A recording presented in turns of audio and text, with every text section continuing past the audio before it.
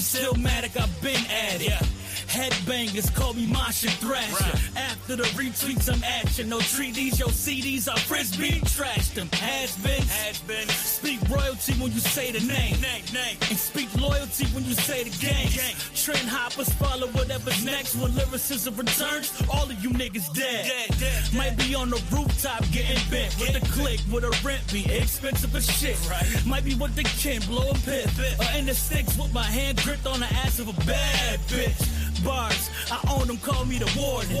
Bars, rockin' silent on top of 40-40. I'm more like Voorhees mixed with 50, Biggie and Chris Reeves. My 16s make history. The rest of y'all in last place. Respect mine, the punchlines will cash straight. Niggas fraud and use a rap as a cash chase. The roadblock, you pay toll for, fix your face. It's beef? Great, I was hungry for steak. Might push your wig back like a front lace. Might kick your teeth in till you choke. Even my C+ lines are road niggas woke. You rap kids is hideous. I don't rap circles or rap perimeters. We in the big leagues, you can't sit with us. Even if you was 50 deep and there was 10 of us. Headshot. Hole in the headboard, pillow with red spot. Body is misplaced, closet is empty and cremated in your booth. Your man's got. Headshot.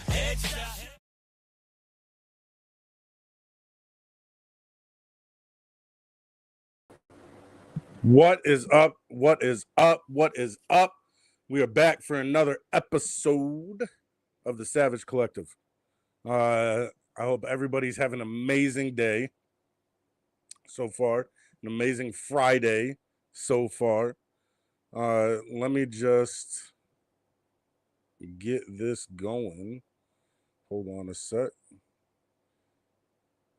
Let me pull up my notes.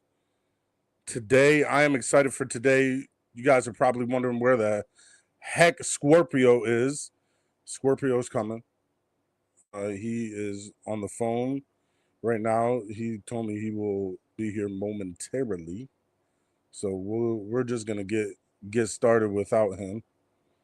But hold on a sec. Like I said, let me get these talking points that I want to talk about. So before Scorpio comes, I want to give a little backstory on what we're going to be talking about. So for those of you that don't know, I was in addiction. Scorpio was in addiction. We were in addiction together.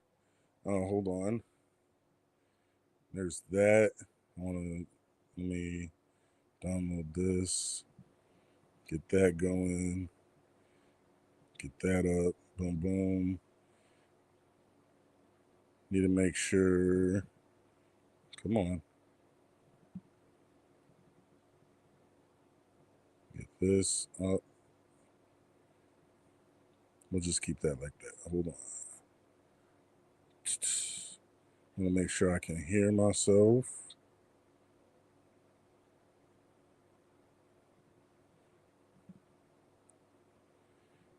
Boom, boom. Can we hear it? Let me make sure. Yep, I can hear myself. All right, so let me minimize this so we can see this. Let's bring this over like so. All right, so let me pull this up so I can bring Scorpio in when he comes. All right, so tonight is personal. Tonight is personal because tonight we're going to be talking about something that a lot of people in recovery don't talk about enough, and that's going back to the places where we used to destroy ourselves. I don't suggest it for everybody. If you are close to relapse, if you're close to those things, like, don't go back to the places because that will draw you in. And I'll let Scorpio talk a little bit about that because he knows more about that than I do. And he went to rehab initially in the same places that we were using it. So he knows more about than I do. I got out of the situation. And so I really can't speak on it from that point of view. But we can still gain something from going back to those places that we used to use that we used to destroy ourselves with.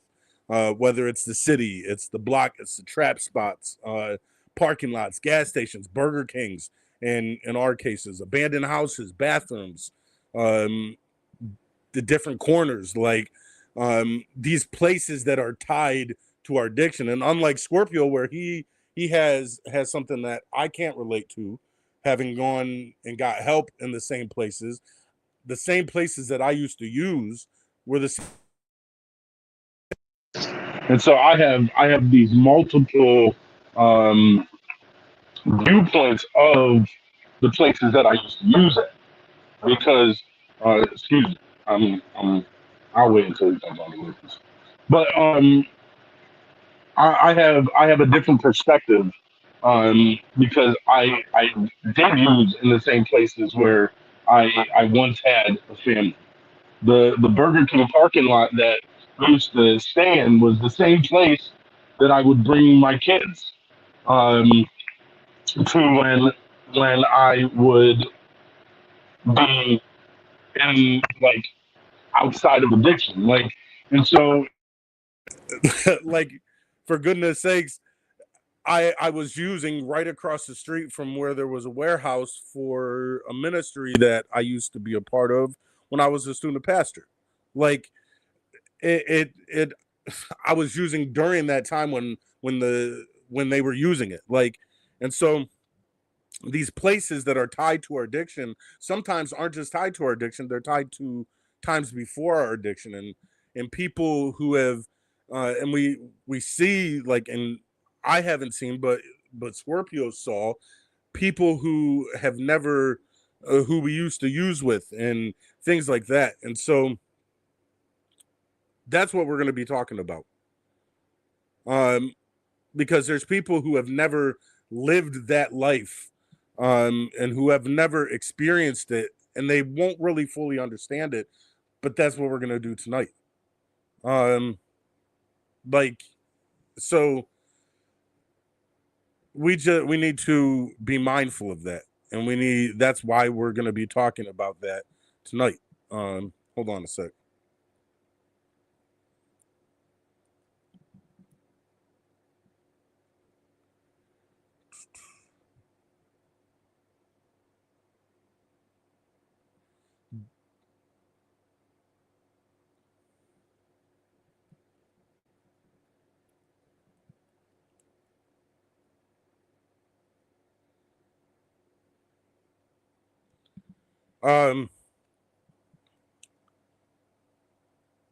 But addicts don't just remember places; we remember emotions. That's why I was like, we have to go back to this place, because there's emotion that is attached to it. There's emotions and relationships that we've built, and, like, we didn't just go to places. We didn't just go to places. We actually, there were people that were connected to these places. There were people that we grew with. There were people that we spent time with. Like, I some of the closest relationships that I have still to this day are people that I deployed with, and it's because we went through certain things together. And so people in, like, when you're in addiction and when you're living on the street and when you're going through that struggle, you connect with people. And so, like, we didn't, when you mourn, you mourn what you lose, you mourn what you've lost. Hold on, Scorpio's here. Hold on a sec.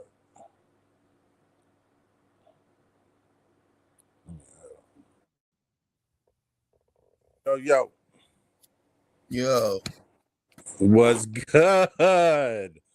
what's So going on? I started, I let them know Hold on, we'll let your camera catch up. Yeah, my camera's trying to catch up, but I'll fill you in while your camera's catching up. So I've let everybody know just that tonight we'll be talking about the fact that there are places that we used, all of us, that where we destroyed ourselves, whether it's a certain city, block, parking lot, trap house, like. And I told them for us, like Burger King, and things like that, like there's we connect to it not just by places but with people, and then sometimes there's double, like there's it means different to people, like, and like for you went back to the place when you first started to get clean. I have memories of the places we used prior to us even using, and so there's all these different connections, and so that's I really hadn't gotten that far in before you jumped up. What's going on with your camera? I have to. I'm just shut. It's my phone's trying to. My phone's trying to like add the camera, so I have to just switch it over. That's all. Okay. It does this all the time. But I'll keep going. You do that. I'll keep going. Oh, there he is. Hello, my brother. What's going on, bro? But I was just saying that we have to mourn. There's a mourning period, not just for the places, but for the connections. Look, this podcast wouldn't exist, and it might still have existed, but you and I made a connection that was so strong that it has gone outside of our time in addiction. And so there's emotions, there's relationships, there's all these other things that we've connected to, and we remember who we were while we were there. It's important that we remember who we were while we were in addiction and while we were in those places, because I would not be who I am today if it wasn't for the time that I spent in addiction. So there's places where we did laugh. Like we had a lot of laughs. Like there were times that we were just joking up a storm. Like, and so we were laughing while we were dying inside. And places, what I try to tell people is where I was at was where I wanted to be. 100%. You know, as much as everybody says how bad their experience was, and of course my experience was in the big picture of everything, it was bad, but at the time I was exactly where I wanted to be, right where we wanted to be. Exactly. And the personality that you see now, and the person that tries to make people laugh, and that's always, looking at a brighter side, and all those features were still around while I was 100%. In my addiction. Absolutely. It was just, I had an addiction, and I had bad qualities, of course, with the good qualities, but the good qualities were still there. And those are part of it's when and that's why going back was so. That's why we're having this episode, because we remember the good qualities. We remember the bad qualities, the places where we used to lie. Like we talked just Wednesday about the fact that we used to sit, and we talked about this when we went last Wednesday, that we used to sit outside a church and smoke. Like, so there's places where we used to lie, where we used to manipulate people, cheat people, like where we overdosed. Like we went by the place where I OD'd. You talked about the places where you OD'd when we went. Like, and so places where we sat and we were completely numb, wondering like if this is all life was going to be. Because that's how we talked about it on Wednesday. That's how this podcast came into fruition, just by idea, was us sitting there and talking about like, man, imagine if we could get out of here, we could start a podcast. Like, but we never thought that it would be reality. Because a lot of people, while they're in, think about like, man, it'd be so nice if if I got clean one day, like I would do this or I would do that. And that's why I tell people, like, make the most of every opportunity that comes your way when you're in recovery, because you did dream up this life. and you did Yeah. imagine this life when you were in. And so we went back, and that's what we're going to be talking about tonight. I'm Preacher. This is Scorpio, and we're going to be talking about the places where we went back to, and just how it hits different now. And so, if you want, go ahead, talk a little bit about just how we got to that point of us being like, you know what, let's go take a drive and look at these places, because we didn't plan it. Like we were gonna go to dinner last Wednesday, and then we were like, yo, let's go drive. And so talk a little bit about that, and then we'll go deeper in. We always had the idea to do that. It wasn't like it wasn't something that we hadn't planned. We had planned to do this. I'm lighting up. I waited for you to get on to light this up. So feel honored. Well, really, your smoking day on the show isn't really till tomorrow, but yeah, whatever. But it's not the topic of the conversation. What's your addiction like? Listen here. I'm not gonna hook you up when you get off. I'm gonna smoke it right in front of you. The real thing was we had planned this adventure almost this was a year in the making. We knew that we wanted to go back and see where a lot of the beginnings of our addiction started. Because regardless of what, like I said, regardless of what happened, we were where we wanted to be during our addiction. We wanted to be there. We were having a good time. There were definitely a lot of fun times that I can remember. You remember the time where we would just turn on music and drive and sing to the songs?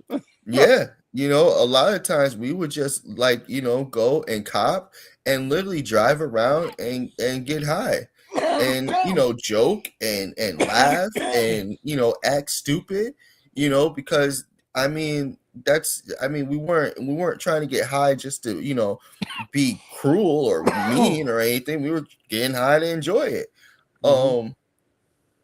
There were a lot of times that I can remember that were good, but then on the other end, there were a lot of times that were bad. And 100%.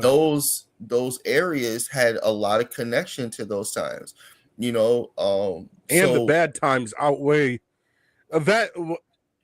In the beginning, the good times outweigh the bad, but then as you stay in, like that, that's why people get out, because they're like, damn, bad. There's more bad moments than good. Because things domino effect. Drugs just lead to a domino effect. It's like being in a new relationship. It's always exciting in the beginning. It's always, amazing. But then as the relationship starts to form, you start to see, the crust of a motherfucker. You start to see, the ins and outs of that person. But if the person is, not a good person, then you start to see that person 100%. Isn't good. And the same thing goes with drugs. The longer you're in it, the worse you see what it starts to do. It starts turning your circle of people that you surround yourself with are a more lower class of people, that believe in, anarchy and crime and don't really give a shit about, other people and their feelings or anything for that matter. A lot of two-faced motherfucker. Yeah, a lot of that going around. A lot of stealing. Because your drug is that type of a drug where you constantly want it, and when you don't have it, it makes you want to do, take it from somebody to a point. Mm-hmm. Like shit, I want it, and if you're gonna fight for it, then fight for it. If not, then I'm just gonna take it from you. Well, because every day is a survival. Exactly.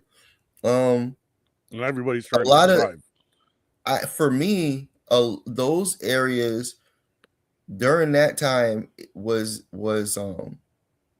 those areas had a lot of effect on me, only because those were areas that, I lost somebody in those areas. And not just that, there's all memories connecting those areas, places we slept at, places where we partied at, places where I got into fights at, places where I almost lost my life at a few times, places where where I met people that I never forgot, those all these connections that you don't think about it when we talked about it. When we talked about, going back, we never knew what the feelings were going to be.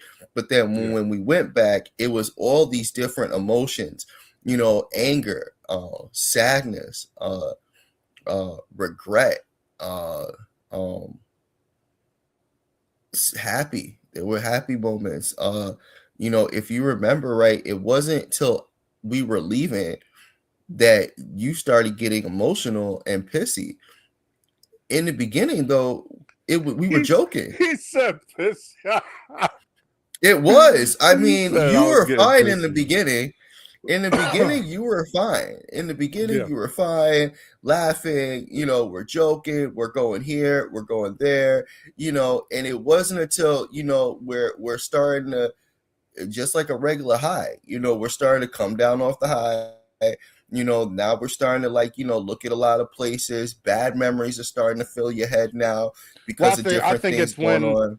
I think it's when we pulled into Burger King, because that, of all the places that we went to, that probably has the strongest memory that crosses both planes.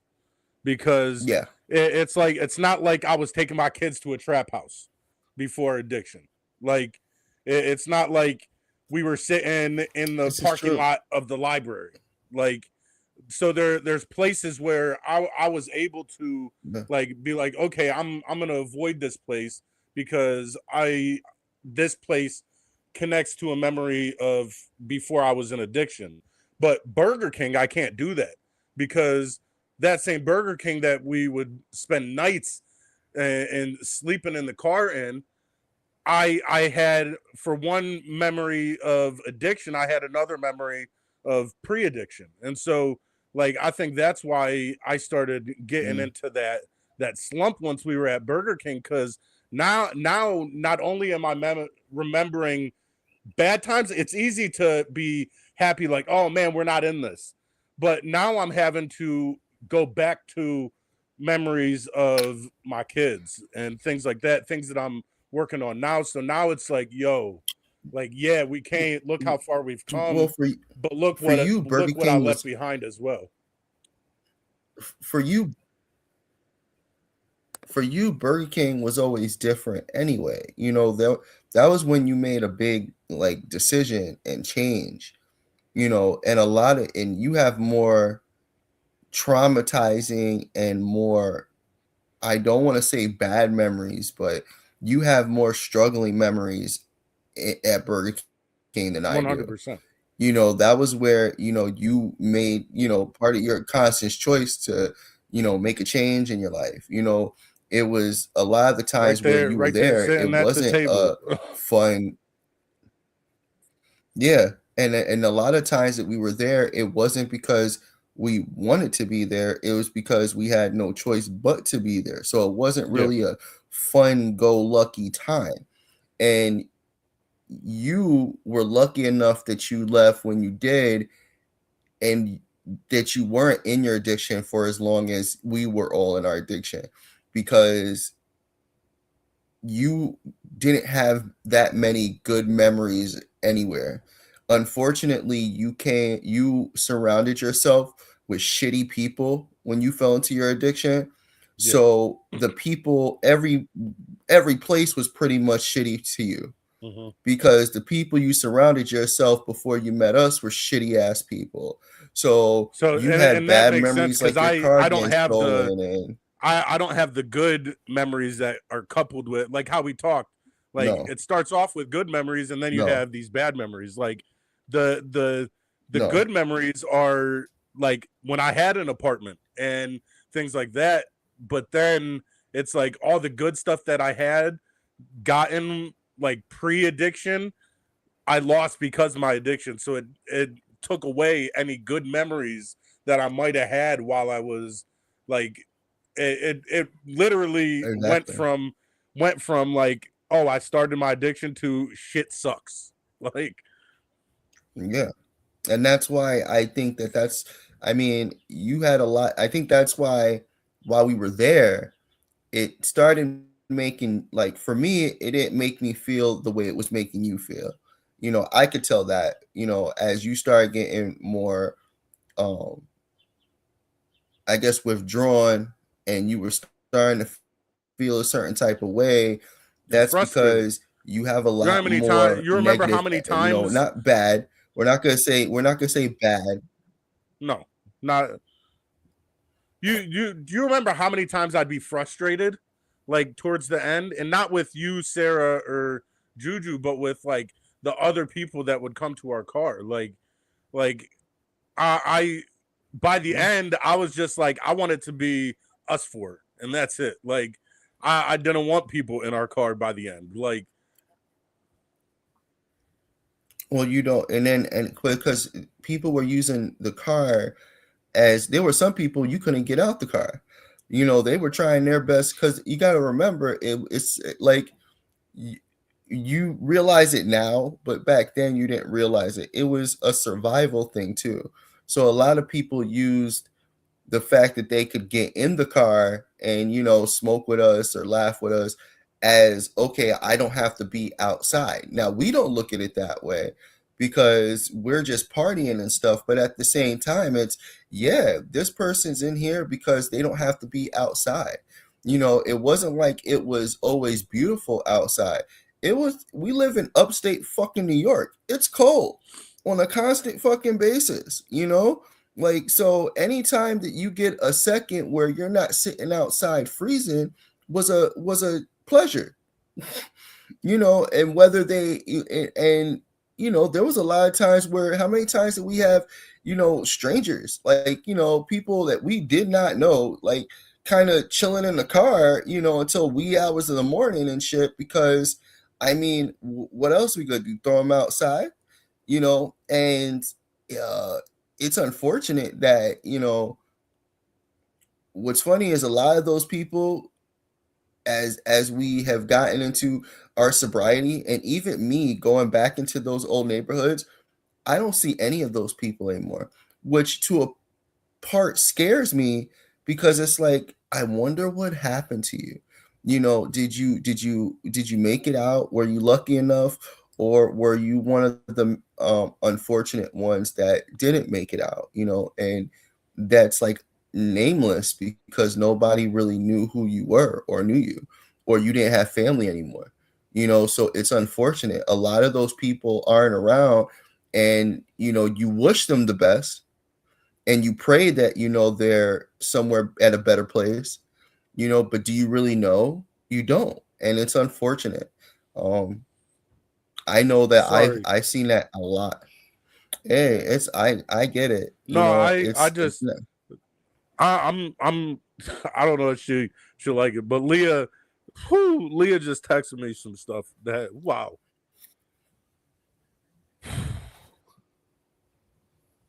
Keep going.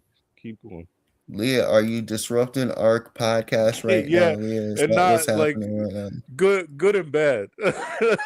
Good and bad. Good and Because bad. what she said is good, but then she disrupted the podcast. So bad, Leah. Mind you, though, we're I did trying to not mean do to. I didn't mean to talk to you like a dog, Leah. Bad, Leah. wow. I'm Bad sorry. Leah. I'm sorry, Leah. Bad I love you. Leah. I know she's watching right now. Like, really, preacher. I love you, heart. What's funny is that these are the same people that, while we were trying to do this moment, were disrupting us too. Where are you? Are you guys alive? But that we're not talking But that's about a good that. thing. It is, You because that that shows change. Because that remember, nobody even used to check on us back then. right. That's what's crazy. You know how many times? I mean, I'm not gonna blame my family for that, because I mean, I put them through a lot, you know, 100%. and I wasn't very forthcoming with information because obviously I'm ashamed. I'm you know, I'm kind of depressed. So the last thing I want to do is, you know, tell my family, yo, you know, I'm doing crack and heroin, and you know, I just called you to I just lied to you and borrowed like $100 so I can get high. You know, that's, you know, you don't want to say that. I'll tell people right now, I was such an asshole that, because people ask me all the time, like if I'm using Cash App or something, they're like, "What's your Cash App name?" And I'm like, Captain Hook, and people are like, Captain Hook. I was such an asshole that I made my Cash App name Captain Hook as a way to like, haha, like I just cheated you out of money. Yeah. Like, and so, and like, I mean, I wasn't gonna go and create a new one, but each time I use it, that's a reminder of how far I've come. Because I'm now in, like, and we said it on Wednesday, like we used to be part of the problem. Now we're part of the solution. Like, and that's the whole reason for this podcast is to be part of the solution, because we were part of the problem. Like, and it's going back to places like that, places that we were like cold. We talk about it all the time. When we went to pick that dude up that Sarah used to chill with, and the car died, and so here Scorpio and this dude from the suburbs, this old crazy dude from the suburbs, are chilling, and we're telling Scorpio, yo, we'll be right back, bro. And we're gone for hours, and he almost died because it was so cold out. And literally almost died. This crazy dude who would only come out of the suburbs, but every like 8 months to get high. We happened to be on the streets at the same time as this dude, and it saved Kyle's life. It saved Scorpio's life. Like, and so it's those like good things but bad things at the same time, and you see like how things work together. Like it's crazy. Yeah.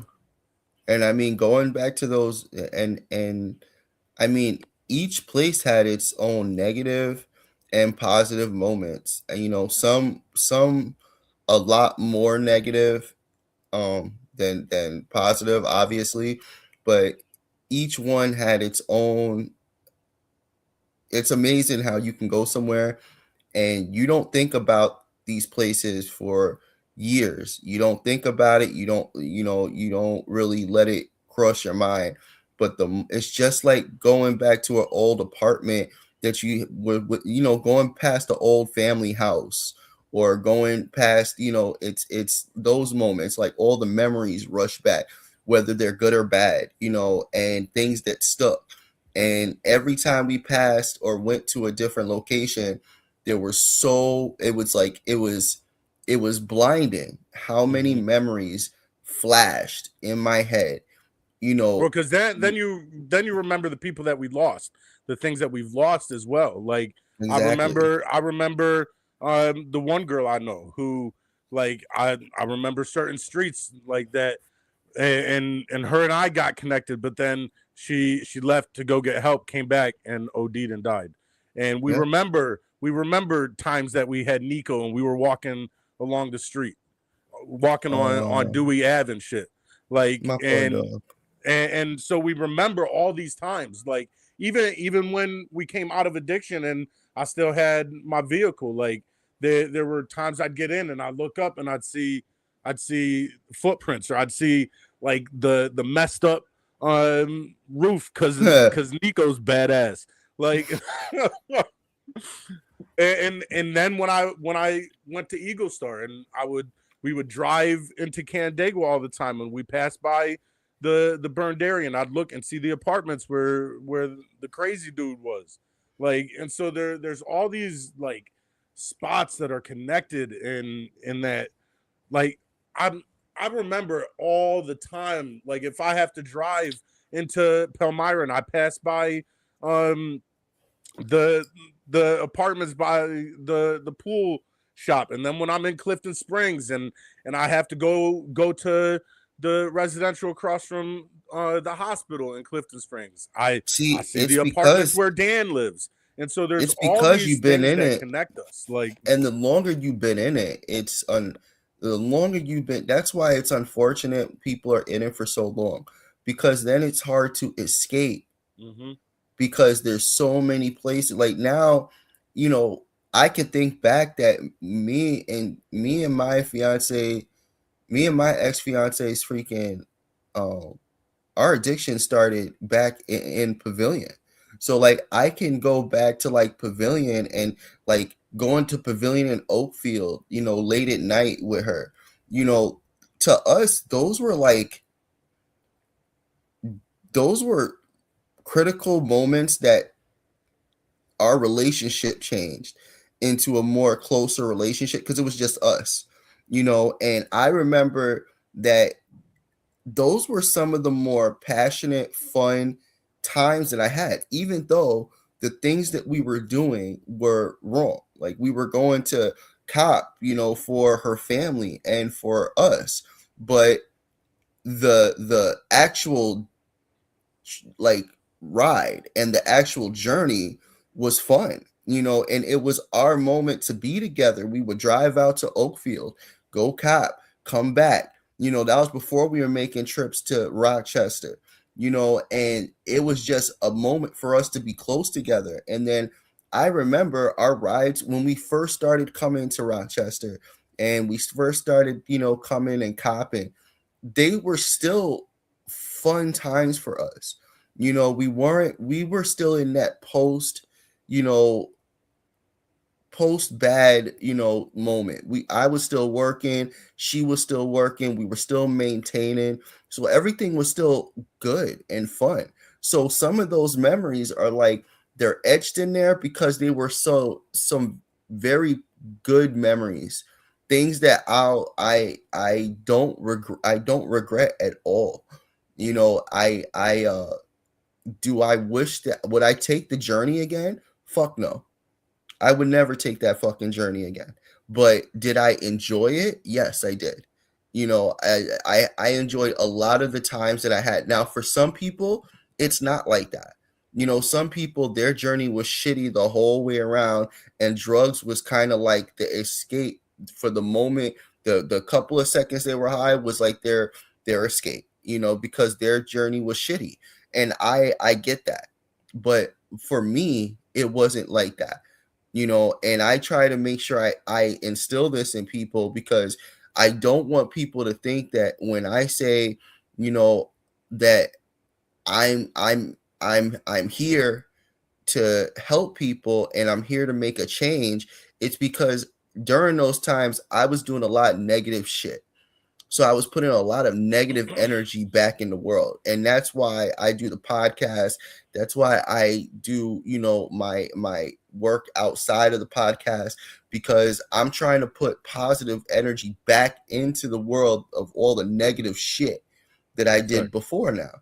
You know, but did I enjoy it? Fuck Keep yeah. going. Keep going. You know, there was nothing bad about what we were, you know, at the time, what we were doing, or we thought that what we were doing, there was nothing negative or bad we were doing, you know. But like everything, drugs destroyed everything, you know, because that's what drugs do. It takes away slow, you know. So it's like a cancer, you know. You don't know that you have it, and it takes away from your body slowly. So it takes away from your life slowly, that you really, oh shit, you know, I'm having issues at my job. It's not you're having issues at your job, it's that you're not sleeping because you're getting high at night, and because the drugs are causing you to have mental issues, because that's what drugs do, is affect your mind. Mm-hmm. You can't understand why you're getting short with people at work. Well, and look, like when I was a student pastor, like I was, by the end, I was unfortunately by night using, and during the day I was trying to be a student pastor. And so like my messages stunk, because at night I wouldn't sit there and prepare like I needed to. And then during the day I'd be falling asleep because I was up all night. And so, Yeah. And that was like, still a hard decision for you to make back then. absolutely 100%. It took me having to go away for 10 days and be away from everything to get to that point in my mind where I'm like, I'm not gonna change right now, like, because I knew I wasn't gonna stop using, but I Yeah. think because I had 10 days where my mind, and that's, I tell people all the time, you can be sober but still in addiction.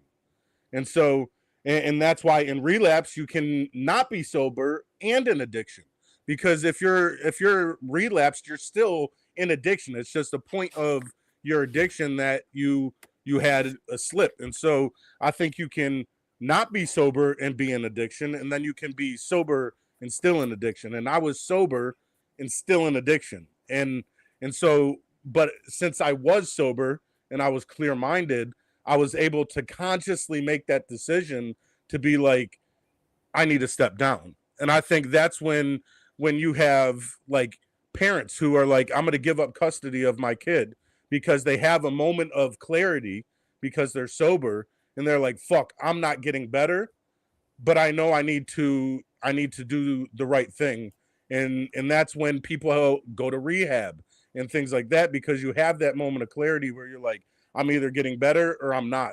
Like, and so, like, that was the reason why I was able to make that decision. But because I was clear minded, I start thinking about all the good things and the good times. And I'm like, man, I really don't want to do this, but I know I need to. Yeah. And that's why it was so hard for me to walk away from you guys too. Like, because here I am clear minded, and where I made a decision to step down because I didn't want to continue hurting the people in my life pre-addiction. I made that same conscious decision to be like, you know what, if I want to do right by the people that I'm with right now, then I need to come out as well. Like, I came out of one life to go into another life to then step into this other life. That was a big, and like I said, that was that's not an easy, that wasn't an easy choice you made, but No. it was a choice that you had to make to make a change. And I mean, that's the same thing that goes with, that's the same thing, like, I don't, what we did, I don't suggest a lot of people do that. Um go into, old hangouts and things like that. I don't, No, and that let I me said make that in the that, beginning. yeah, let me make that very clear that I do not support that, because it's a dangerous thing. A lot 100%. of people, I have 110% confidence in myself, which is Well, why I well, know well, and what. that's what I said before you got on, and you can talk about this now, is that, like, the reason why I brought up the fact that I had connections like pre-addiction, I know it from that aspect. You know what it's like to have tried to get clean in the same areas. And that's why I was saying, Mhm. like, for some people it's not smart to go back at like a No, specific time. no. And that's what happened with you. You went to try to get clean, but you were still in the same areas, and that worked against you rather than for you. But now Oh you yeah. could go into those same places and be 100% okay, because you had to remove yourself from the situation in order to get back fully into your right mind, so that now you can go back. But talk about that and just let people know how it was trying to do it the first time while still in the same place. Um, the first, when I tried to do it the first time, um, I had, I guess I had different type of glasses on at the time. I saw recovery as an escape instead of a lifestyle, and I think that was the problem. I was just looking It for, almost became your okay, new drug. yeah, exactly. And of course, when you get into sobriety, and it's new, and you're yelling it from the rooftops, and And it doesn't help that we had a oh, podcast either. yeah, Like, exactly. We started the podcast, so I'm getting all this attention from all these people and all these counselors saying, you're doing great, and all these, and like, you're doing it, and then so early on, I had people that were, I don't want to say following me, but were, looking up to me as in, you got this down packed. Meanwhile, they were struggling. I was struggling too at the time, so that's why it was harder, to a point where, but it forced me to step up, because I realized, and it took me my first relapse to realize that when I relapsed for my first time, and I ended up going to jail, and I ended up almost losing everything that I, kind of worked into sobriety. It was the things that people said in the hoods. Like when I went back to trap houses and I started going copping again and shit like that, it was actually funny how it was drug dealers and those type of people that were like, dude, what are you doing back here? Like, yo, we were proud of you doing your thing, and now you back here copping again. Da-da-da. And it was a lot of the people that I used to smoke with that was like, damn, son, you relapsed, and it kind of hurt because it was like, well, and it's because, and we've talked about it. There's some dealers where they actually do have hearts, and they that's all that they know is to, like, to be in that life. And so it's like I'm trying to think how to say this. So those ones were happy to see you, and not happy to see you, they were upset to see you because they are rational, and they did see you come out, and they're like, yo, that, like, look at that, he got out. And so to see you come back, their rational mind is like, what happened, bro? But then when you're in it, it's like, oh, you relapsed? Okay, so I'm not that bad either. So it's almost like a way they were able to rationalize still being in. Like, that's see, what that's a lot why I of the didn't try to people get that out. Like, that's what a lot of the look, people just that were came right back. using. Yeah, that's what a lot of the people that were using kind of did. Like, oh, Yeah. well, and I think a lot of it was, oh, well, if he relapsed, then why would I even try to get clean? Because I can't. Which forced me now to look at my recovery in a whole different light. So now it's not even an option or a choice to relapse, which is why I was able to do like what I did and go back to my old, areas, because I don't even have a choice to relapse. It's not in my zone anymore to be like, oh, let me try this, or let me get high one more time, because now there's so many people that either depend on me or look up to me or believe in me, and so many people that sacrificed, whether it was my mother, whether it was you that helped me with the podcast, whether it was counselors, whether it was my judge or my lawyers. There were so many people that did work or helped me to get to where I am, that me relapsing now would be like a spit in the face, like, like a fuck you, so I there is no option on the table, See, for that. And that's because I think before, since you were living in that area still, like, it was like 1 foot in, 1 foot out.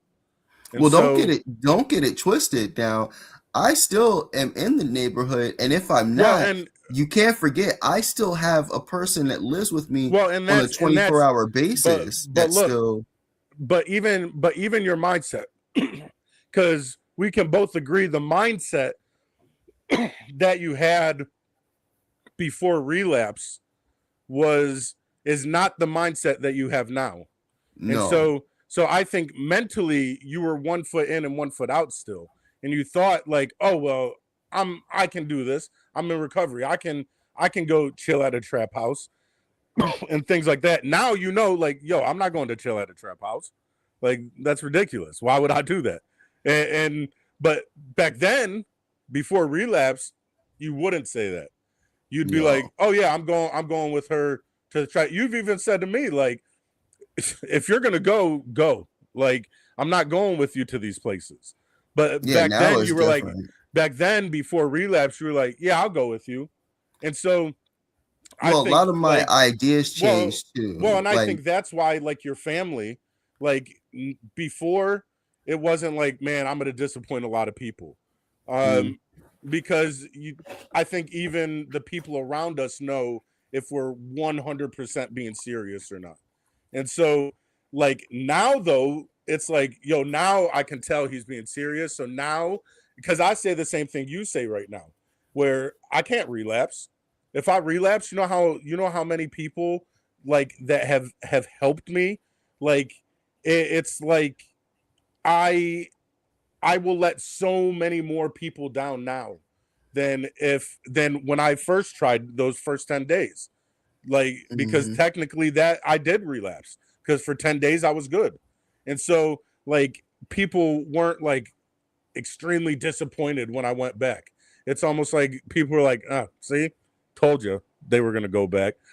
But now it's like, no, people are actually going to feel it if I go back because my mindset is so different now. Mm-hmm. That's true. That's what's so. I think that's the accountability part and the responsibility part. You know, us having a podcast. There's a lot of responsibility that I don't think a lot of people respect, and that's what I find so funny when we see all these podcasters up that talk about their recovery and all these other things. And you listen to them sometimes and you're like, you're not even about recovery anymore.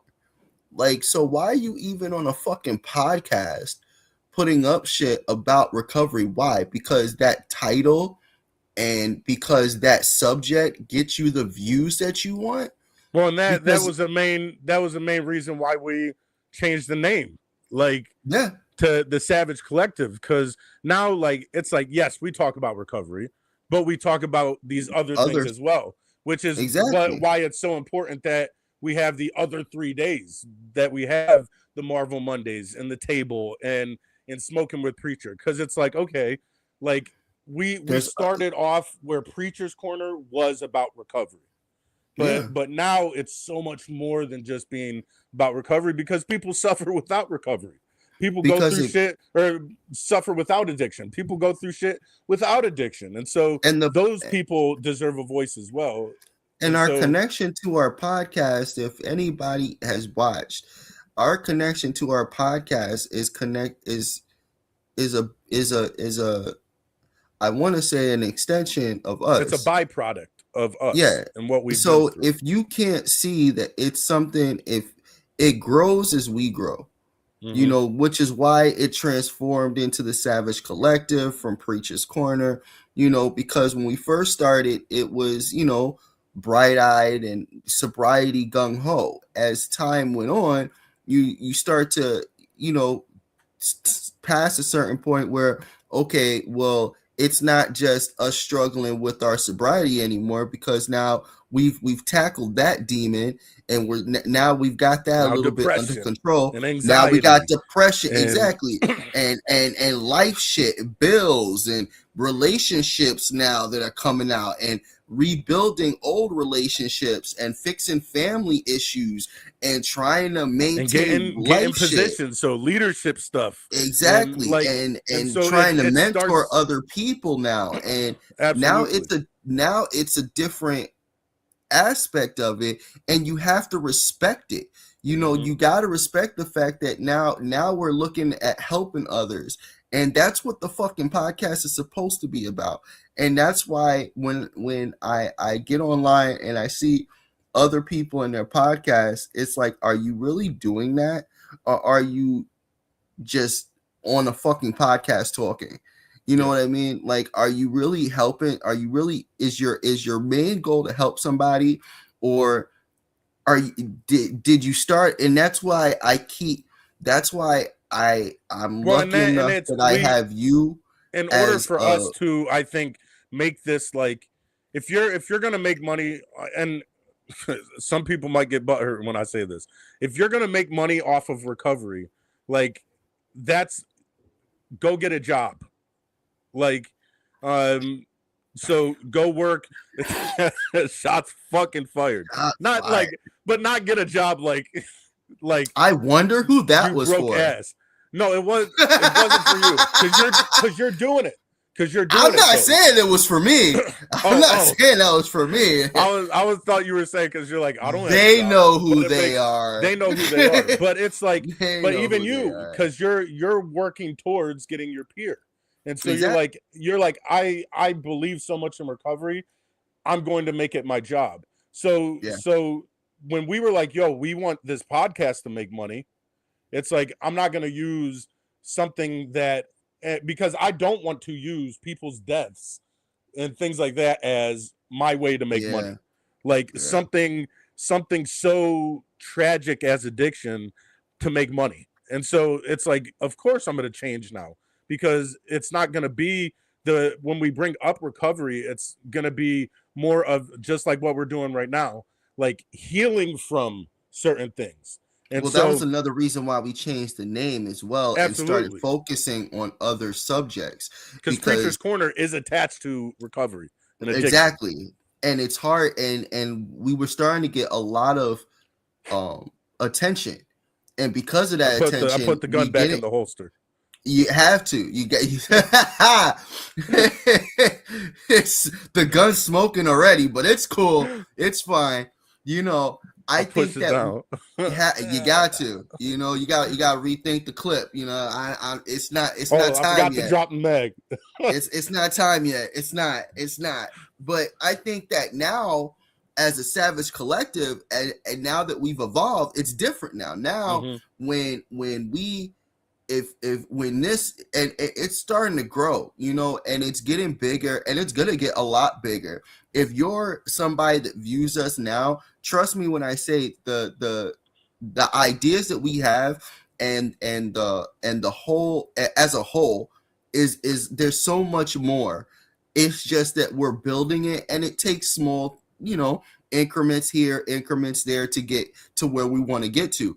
But oh my God, the ideas that we have for the podcast, for more than just the podcast outside of it, is so much more that the Savage Collective as a whole is supposed to be something great that is going to flourish. Now, the reason why we changed the name. This is why. So, and I'm hold that thought because I'm about to read the definition before, and then you can keep going. So, Merriam-Webster's dictionary, it says that collective is denote. You know what? First, I'll read Savage because we need to know both, right? Because it's the Savage Collective, and then we'll put them. I love when I was a student pastor. I used to love looking at the words and everything in the Bible, and so words have a huge meaning. Words, all words have a huge meaning, and so how we put our words together has an effect on certain things, and so that's why names are so important. And so, savage, the definition of savage is some of them, of course, you don't want to. It's not going to really mean anything. Not domesticated or under human control. Lacking the restraint normal to civilized human beings. And then a person belonging to a primitive society, a brutal person. This one, not really. Unmannerly person to attack something. And so it's like someone who's like in. You're going in. And so, and that's how we should hit life. Not just recovery, but your job, your family life, things like that. And then a collective denoting a number of persons or things considered as one group or whole, formed by collecting of relating to or being a group of individuals marked by similarity among or with the members of a group, shared or assumed by all members of the group. And so it's a large group. Like it's people that are coming together with a certain mindset and a certain thought pattern and a certain lifestyle coming together under and unity to do something. And so the Savage Collective, people who are hit in life, and that's why it's stories of struggle and people coming out of struggle and hearing people's stories and talking about leadership and grit and things like that, because it's people coming together with that mindset to get shit done and not sit down. And that's why I made that the reel today that I did. Like, if you're gonna do something, go do it. Like, if you're passionate about something, get up off the couch. Like, stop sitting around. Like, you're not gonna get anywhere if you sit and complain. You're not gonna get anywhere and be like, yo, man, I really would love for shit to change in my life. Then get the fuck up and have shit change. Like, and it happens to everybody. I mean, no one is immune to the trials and tribulations of life. So not at all. But it's how you react to it. Exactly. And if you get to that point and you feel like you're stuck, which a lot of us do, the big thing about it is sometimes you need help. Mm-hmm. And you need to be able to communicate. But that's part of getting up. But there's a lot of people that can't. There's a lot of people that on their own can't. But getting up, and that's the thing. Getting up though isn't always. Look, some people, like you said, can't get up and do it themselves. But part of getting up and advocating for yourself is going to get help from somebody. And so that's the first key, is to, even if you are like, you know what, I'm still in this, reach out to somebody. Like don't be afraid. And that's extremely hard. And so sometimes you need intervention. 100%. And that's why people go to rehab and things like that. Like, well, it also matters about, again, it falls into your circle. Who you're turning to. Who's willing to see you and be like, yo, let me give you a hand. Yeah. Because you're not going to make the jump yourself. That's why you need to change the people in your life. The people is such an important thing to change. I'm not saying just give up on old, people that but you need to make changes in your immediate circle that you look for motivation. When you chill with motherfuckers that are multi-millionaire motherfuckers, trust and believe you gonna make multi-million-dollar money eventually. Like, and that's if you are, because you have some people where they aren't in bad situations. Like, if you look at like the CEO of a place who's playing basketball and he goes to the doctors and he falls into addiction by accident, not by accident, but by misfortune, because he got addicted to pain meds. He doesn't have to necessarily change the people in his life. No. But if you are one of those unfortunate people who ended up going into the street and you're living that life, that addiction life, then yes, you need to, because if the people that are surrounding you aren't trying to lift you up and they aren't trying to better your life and not better your situation, because there's a difference. Because we had people in our lives when we were living on the street who were trying to better our situation. It's like, okay, still use, but I'll make it comfortable for you. It's funny you say that, because I was watching that. I don't know if you saw the documentary with Kardashian's husband. What's his name? No, Jenner. Bruce. No. The basketball player. Why am I spacing on Isn't he Kyrie? Isn't she married to Kyrie? Oh my God, why am I spacing out? I just watched the documentary too. Oh my God. It's Khloe Kardashian's husband. Here, I'll look it up right now. I don't know why I am so mad that I'm spacing out his name right now. But his documentary was so. If somebody knows it, drop it in the comments.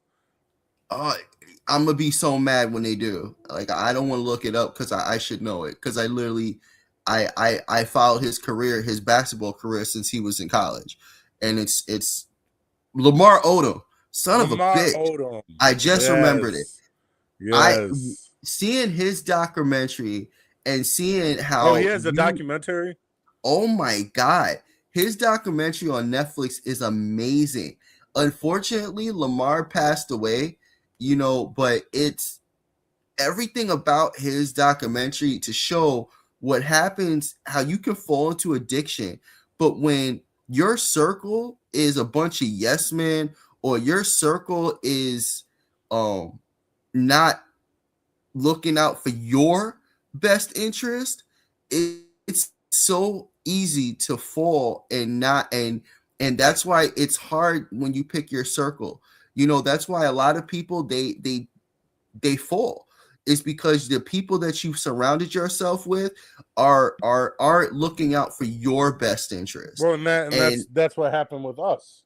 Like, and exactly, there was nobody in my circle, and I mean, if I look at it, you push away the people who are going to say no. That's why we don't talk to our parents. Well, that's why. I mean, if I look at my circle when I fell into addiction, I mean, the person that I cared the most about was in the drug with me, so it's not my circle. It wasn't going to be anything positive, because if I was like, I'm not sure if I want to do drugs, this motherfucker that lay next to me is doing more drugs than I can do. So right. Then it's like, okay, then I guess it is okay that I do these drugs. Now there is nobody holding me accountable for what I'm doing. So now I'm just going to get worse. Which is why you put certain people in your life, and that's going back to last Wednesday. That's why it's like them blowing up my phone, and not really blowing up my phone. They didn't. That's them trying to contact me and being like, "Where are you? What are you doing? What's going on?" Like, and them messaging you, like, that's why that is so important. And because it's like you put people in your life who will do that, and who will be like, "Yo, the fuck are you doing? Like, you've been going through this mood lately, and the last time you said you were going to go to the city, you decided not to, because you said I'm having these cravings. So now, like, what are you doing?" It's a way to hold you accountable. All we know is the last time we knew you got out of work. Like, what's going on? Why are you in the city? You're driving on these same streets. And you need that sometimes. Sometimes 100%. You need somebody to put you in check. Yeah, if no one's keeping you in check sometimes, especially in addiction, then you're not there. Then you have a higher chance of relapsing or just staying 100%. In where you're at. 100%. It's different because it could be that call that if you were going to use, life. It could be them calling at the right moment and being like, "What are you doing?" And then you look down, you're like, "The fuck am I doing? What am I doing? What I need to get the fuck up out of here." And I can't tell you, there's a bunch of people in the world that that one phone call saved their life. And that's why some people they were about to pull the trigger. Exactly. That's why I say everybody doesn't. You never know. I say this in my groups. I say this to the people that I mentor. I say that to people that I talk to on a regular basis that ask me advice. Take what you say to somebody very strongly, because what you say to another words, boy, they cause damage, or they could heal somebody, but you gotta have responsibility behind your tongue. When you speak, you need to understand that your words can build somebody or break them if you really do it the wrong way. You could destroy somebody just by saying something to them, and you don't know what your effect is going to be to somebody else. You have clue. Even the Bible says that we have the power of life and death in our tongue. Like, exactly. And like what we say, that's why the old school, like when you were a kid, it's like sticks and stones may break my bones, but words will never hurt me. No bullshit. No, words fucking hurt. And words wound more than physical wounds, especially like, from someone you care about. 100%. When someone you care about says something to you, like, I don't care. That's why I'm very careful about what I say now. When I was younger or when I was in my addiction, I really didn't care about what I say. Now that I'm older and now that I have more I know I have more responsibility in my life to other people. I watch what I say to people. I may 100%. get mad at you. I may get pissed off at you, but I will watch the words that I say to you because I don't know how you are today, just like you don't know how I am today. And you can say the wrong thing to somebody and regret it tomorrow because that person you have no idea what your words did to that person or the effect it called, the domino effect your words caused to somebody. You having road rage and cursing somebody out could have caused them to have a whole domino effect for the whole 100%. fucking day. To the next thing you know, they go home and end up fucking, hurting themselves because Or hurting somebody else. Or hurt, exactly, because their day started with you saying, yo, fuck you, because they cut you off or some shit like that. Mm-hmm. You never know what your words will do to somebody. And it's unfortunate that some people are like that, but you have to know better. We have to be better, and that's what what the hell happened to your mic just now? What happened? Why do you sound so different now? Do I? Yes. What? Like bad different? Like far away different now. Hello. Wow. Is this better? Like now I hear everything in your mic now. Like I really? can hear the air. Yeah, I can hear like Is that better now? Yeah, now it's different. Okay. It unplugged a little bit. I was like, what in the heck? But I was like, why do I hear the air in your mic? Like what? Like what? Is Did this you mine? go outside? What are you outside by cars? What? But I keep going. Keep going. But that's how but in general, that's what when to bring it back to where we all started. When I went to those places, it was those types of things, like me remembering my words and how important it is and the effect that I have on people. It was those memories of the good and bad that helped me when I left that place. Well, and when I came it's home, it's what keeps you alive while you're in. Exactly. It's those people who did show compassion, while either people on the outside who have helped, or like how we opened up our car. You know how many people we probably, because we opened up our car to people, that helped them stay in that much longer, and they went and got help. That's what I pray that's what ended up happening. Unfortunately, when you decide to get clean, one of the things you have to do is you become the most important thing. So 100%. you kind of, it's not that you forget these people, but you got to put them on the back burner and put yourself 100%. forward. So you don't keep in contact with those people, even though you care. It's not a bad thing. No. You can still care about somebody, but focus on yourself. Well, and that's why it's for those people that we do what we do. And Exactly. And I used to, like, now having been in addiction, because I worked the recovery field before and worked in a homeless shelter and things like that. And so I worked in that field prior to me falling into addiction. And I remember saying things like, oh, we need to help get them out and not keep them comfortable while they're in. No, now I understand some people aren't ready to come out. And so it's not about keeping them comfortable while they're in. It's keeping them alive until they get just that little bit longer so they can get to that point where they're like, I need to come out. Because we were able to look, the dude only came out about every 8 months.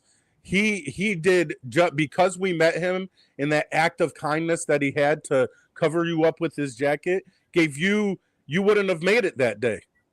You probably would have died that day. I So would have died right that there. little act of kindness, something so small, because he still had a heart and he still did something, he still cared about people while he was in. That little act of kindness got you to the point of being able to get out. And so And like, there's so many that's why we people. still do those things while we're in, because it's not keeping people comfortable. It's And- I'm doing this to give you a little bit of what you need so you can live a little bit longer, so you can get to that point yourself that you need to get out. Yeah, you're right. And it's true. It's completely true. But that's what I think what I really want people to walk away with tonight is Yeah. that like it's not about going back and like had because on the from the outside, and my dad told me this about the podcast when we first started, like to them, like they heard us laughing and stuff about like addiction and our time in addiction, and like yes, we have those memories and things, but we need to remember that those same memories that we have, like even while they might be good to us, they are something bad to those that we were rebuilding a life with, because to them that was one of their worst moments, seeing us in addiction. And so where we were able to find good moments, they're like, it might have been good to you, but we were sitting up at night wondering if you were alive or not.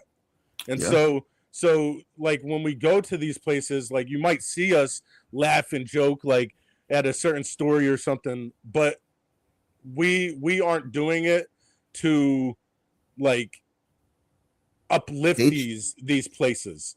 We're not patronizing anybody either by doing that. We're trying to what we're trying to show is that for people that don't know addiction, what we're trying to do is we're trying to educate you on as well, to understand 100%.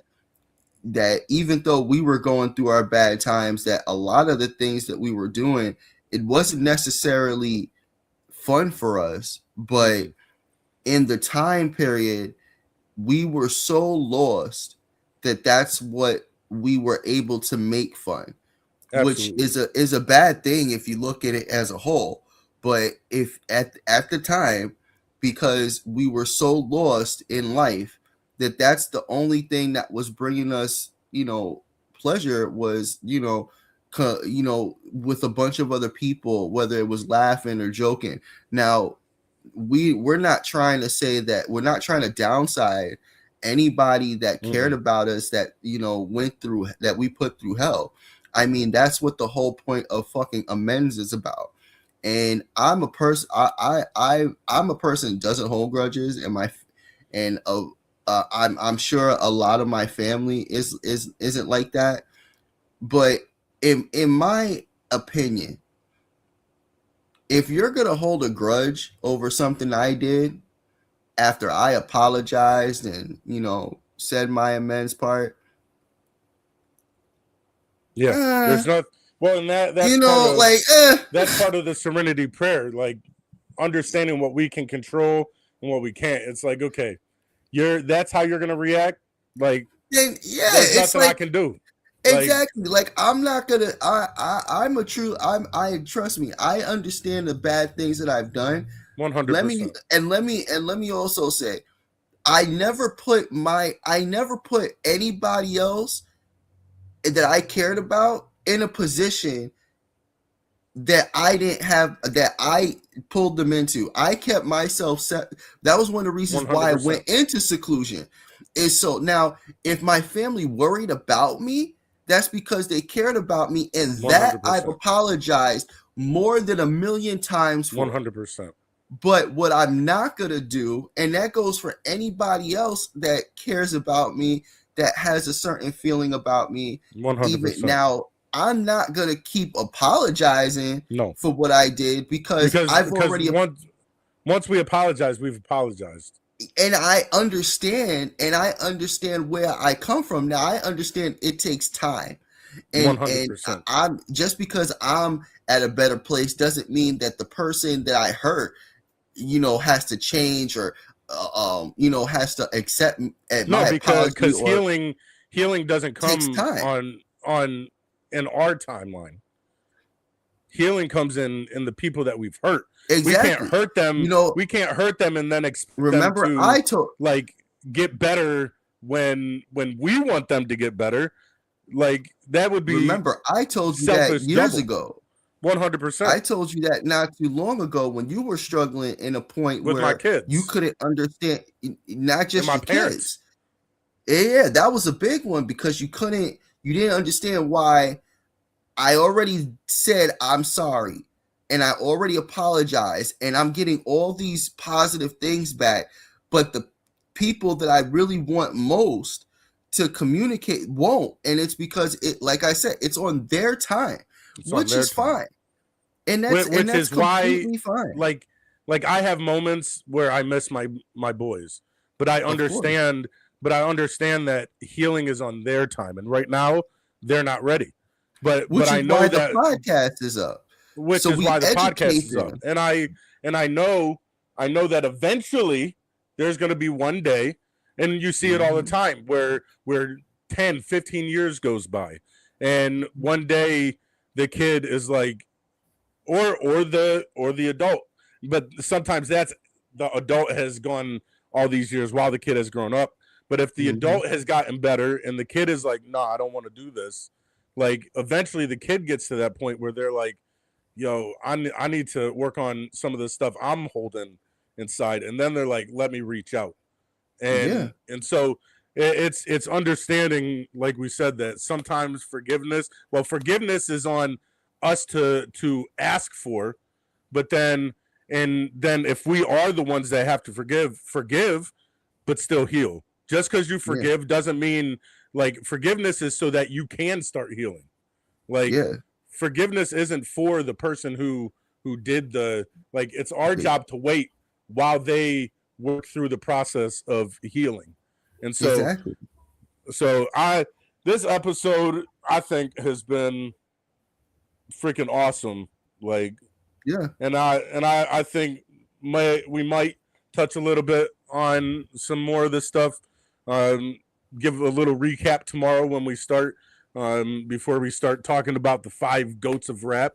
But I do think that this is a topic that needs to, and not looking at the broken places again, but just looking back on what do we do to come forward from having been down and struggling, because that's something we could talk about even apart from recovery and addiction. And so we'll revisit stuff like this because it's that grit.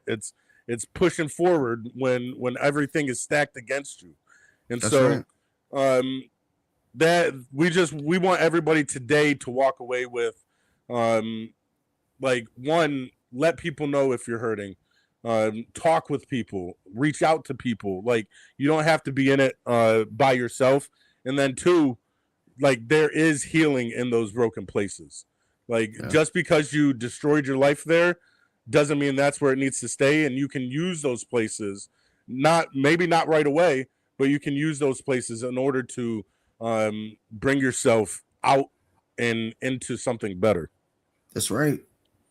So, Scorpio, I love you. I appreciate you, bro.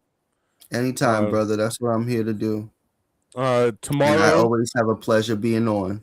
You have your top 5 list ready? I do. I've been thinking about it all week, and I got a nice little top 5 in my head. Okay, I can't wait. Tomorrow's gonna be nice. So come back tomorrow, 7:00, same time, different place, same place but different place. For Smoking with Preacher, we'll be talking about the top 5 of rap. And if you want some merch, Go ahead and check out our merch. The link will be in the description to the link tree. Make sure if you're not watching on YouTube, go to YouTube, like and subscribe. Drop us a comment. Wherever you're watching, drop where you're watching from. We would love to find out where you're watching from. See how far the collective is expanding. Let people know about this. We can't grow unless it's for you, like by you guys. Like, you guys are the most important part of this podcast, because without you guys, who are we talking to but ourselves? Which we do that anyways. So pretty much that's just because we're crazy. But I love all of you. Thank you for taking time out of your day to join us. Again, Scorpio, you're awesome. You're my brother. Couldn't do this without you. Thank you.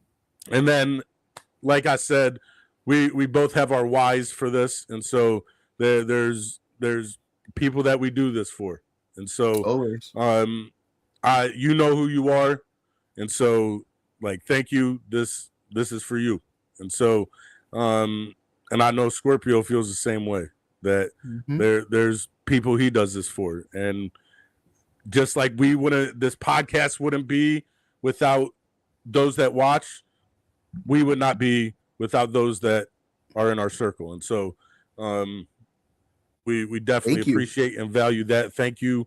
But that is the end of this episode, and we will be back next week. I forget what next week's episode is about. All I know is tomorrow, but you guys will see what next week's is about when I'll let everybody know tomorrow. One day at a time. One day at a time. But again, Scorpio, thank you. It's a pleasure, my brother. You are amazing. So are you. Thank you. Rooftop like I'm bringing 88 back. 98 ski goggles for the wave cap. Informatic, I've been at it like